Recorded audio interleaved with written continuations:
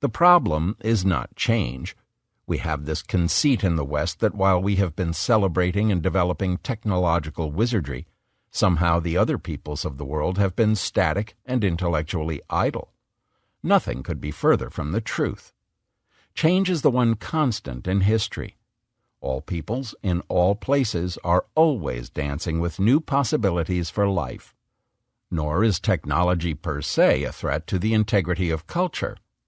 The Lakota did not stop being Sioux when they gave up the bow and arrow for the rifle, any more than a rancher from Medicine Hat ceased being a Canadian when he gave up the horse and buggy in favor of the automobile.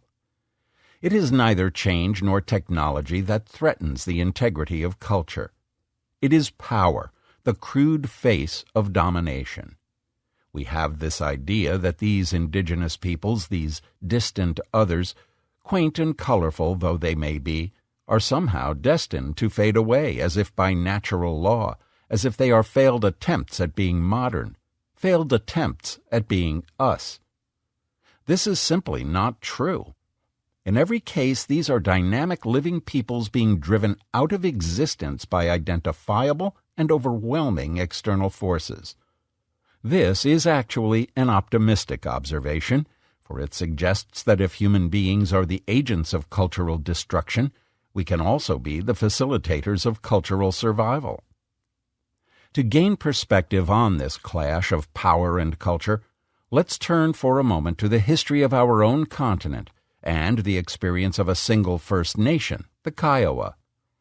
Originally a hunting and gathering people from the headwaters of the Missouri River, the Kiowa came down from the mountains to the grasslands of the Dakotas about a century before the American Revolution. They encountered the Crow, who taught them the religion and culture of the plains, the divinity of the sun, the ways of the buffalo, the power and utility of the horse. They later moved north into the Black Hills, where they fought the Lakota before fleeing south, driven by the Cheyenne and Arapaho across the headwaters of the Arkansas.